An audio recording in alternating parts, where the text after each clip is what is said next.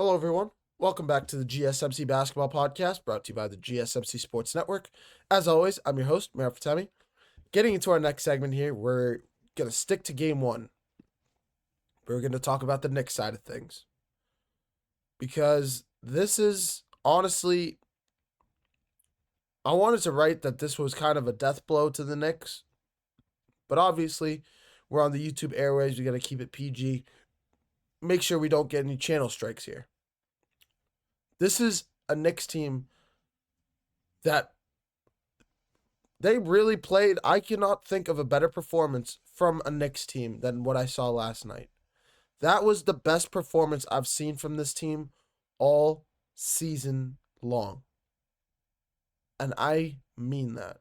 I mean that with every bit of my being. Like, the Knicks played their hearts out last night. They played the best style of basketball I've seen. You saw Jalen Brunson going off. You saw Karl-Anthony Towns going off. You saw OG Anunoby pitching in. You saw Josh Hart playing phenomenal offense and defense, as always. Mitchell Robinson being crucial down in the low post.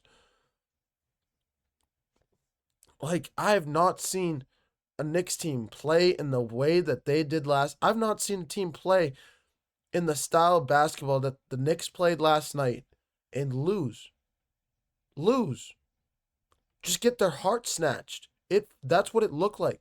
It looked like the city of New York got their heart snatched last night by Tyrese Haliburton and the Indiana Pacers. Before I move any further, I'd like to remind you guys to please like and follow the show for more GSMC Sports Network content. Also, we get a number of questions from viewers that come in during the show, so to ensure that your question gets read on air, I ask that you use the tips and donations link at gsmcpodcast.net. This puts your question at the top of the list so that I see it, and it also really helps out the show. Again, the link is gsmcpodcast.net for all your questions and comments. But let's get right back into it here. Sorry, we had to throw that quick. We had to do that quick little segment right there. But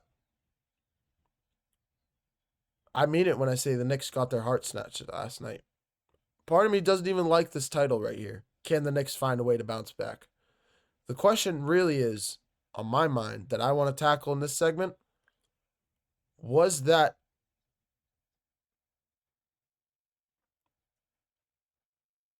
did that game prove that the Knicks cannot beat the Pacers in a 7-game series? Because if that did not work, what can? 43 points from Jalen Brunson. 35 from Cat. I'm pretty sure OG Anunoby got into the 20-point range. If not, at least 16 for OG. 16 for Bridges. 16 for OG. Miles McBride with 9 points. Like, the guys on the New York Knicks stepped up and showed up to the best that they could. Like, OG Anunoby, 6 of 15. He didn't shoot the ball from 3 as well, but 43, when you have two guys on the Knicks that go off and combine for 83 points. No, I can't do math. Sorry. 78 points. 78 points. When they combine for 78 points and you lose, you don't win. You lose.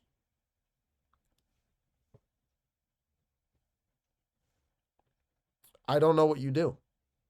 I haven't seen two guys combine for that many points and lose a game. I don't blame the Knicks' depth. I don't blame Jalen Brunson. I don't blame Cat. I'm sitting here at this monotone because I cannot. I'm trying to just put into perspective. I cannot think of a way that the Knicks could have played a better game than they did last night. Unless you want every guy on the team to score 30 points and have Brunson with 35 and the rest of the guys with 20. And it doesn't even matter. It doesn't matter. Because Cat had 35. Even if the other guys scored 16, 35 is what cancels it all out. Yeah, OG could have had 20 points. And one made it a little bit better. Mikal Bridges could have had closer to 20 points. It could have been better. But at the end of the day, it's basketball. And unless, like, you're having a crazy shooting night, the Pacers, I don't believe, had the craziest shooting night. I can check. I don't believe they did, but this was just a wild game all around. This is a wild game. If you're the Knicks, I don't know how you can bounce back from this. Like the Pacers shot 40% from three. They shot 51% from the field. The Knicks shot the exact same percentage. The Knicks had more free throws. The Knicks had more rebounds, more offensive rebounds, more blocks, more steals. I think the one thing that I did notice, um, that's not listed here that I just remembered actually. I remembered looking at the box score on NBA.com. The Pacers outscored the Knicks on points off turnovers 27-4. And do you know where that started from? The fourth quarter. I'm not sure. I hope this doesn't happen. But there is a world that the Pacers just figured out the entire Jalen Brunson experiment in New York, how to defend it. And I honestly think they might be the only team that can do it, maybe outside of OKC. What makes the Pacers different than every other team in the NBA is their depth.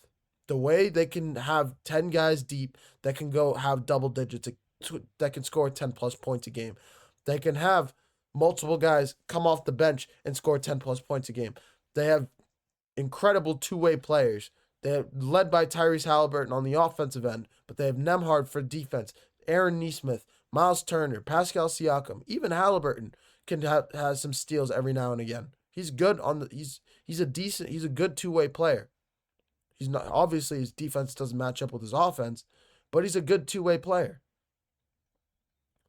So when you're analyzing this game, when you're looking at both sides of the coin,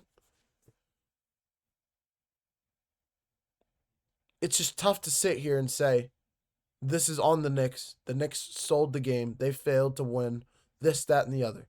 It's the Knicks' fault. I can't do that. In 95%, in 95% of the situations that this happens in, you see another team collapse. You see another team just simply outplay you. But this was the Knicks just continuing to play their game, continuing to hit shots down the stretch. And then it was the Pacers side that turned up the heat on the defensive end and then just went lights out in the fourth quarter offensively. I sit here right now just saying, I don't know if the Knicks can find a way to bounce back because I don't know if they can play a better game than they did last night. I don't see it. I don't see it. I don't think, and the longer that this series goes on for, the more it falls in favor of the New York Knicks. Or, I mean, of the Indiana Pacers. Why? Well, because of their depth. Because the Knicks go five-man deep specifically for 35 to 40 minutes a game. And then the Pacers go 10-man deep or 8-man deep into their rotation and give their starters 30 to 35 and then their bench guys 10 to 15 minutes a game. When you are able to give your bench guys 10, 15, 20 minutes a game like Obi Toppin did last night, you have a significant advantage over the opposing team. And I think the only team that can match up with them in this stat was or is the Oklahoma City Thunder. And part of me thinks that's the series that we're going to get in the finals. Even though I want the Timberwolves, I think the Timberwolves can do it. I think Anthony Edwards has that chance, and we'll talk about that in the next segment. I really think this series belongs to the Pacers.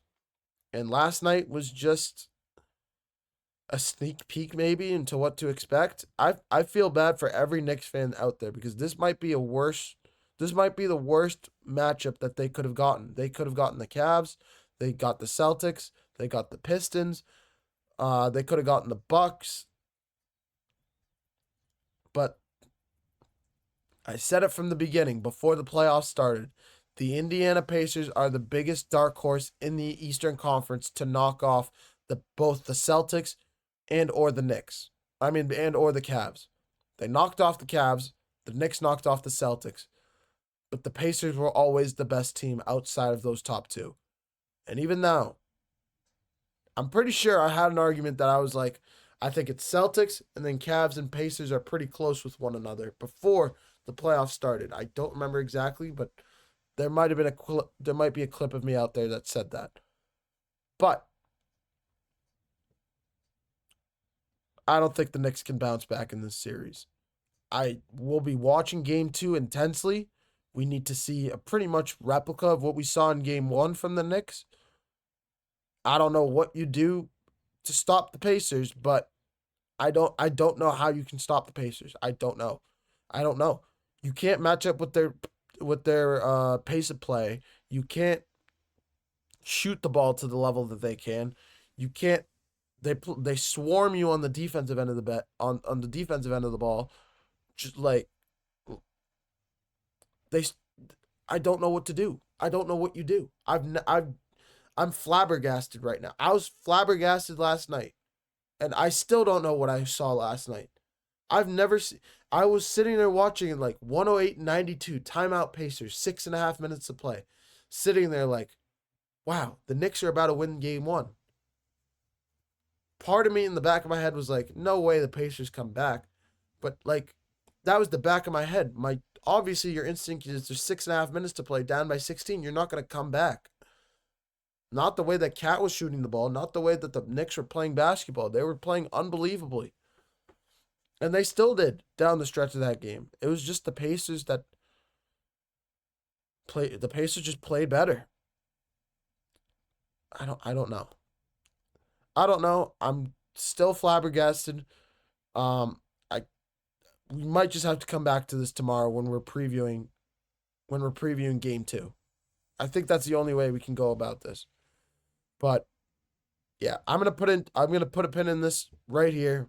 We'll resume this conversation tomorrow because I promise we will talk about this more tomorrow. But I'm going to take another short break. Coming up next, we're going to switch gears from the recapping part of the show to the previewing because tonight we got game 2 of the Western Conference Finals between the Minnesota Timberwolves and Oklahoma City Thunder. A series that I'm really still looking forward to. And I have to give an apology to Anthony Edwards, like I said at the top of the show. And I will. But yeah, we'll preview game 2 between these two teams in the next segment. You're watching the GSMC Basketball Podcast brought to you by the GSMC Sports Network. Don't go anywhere.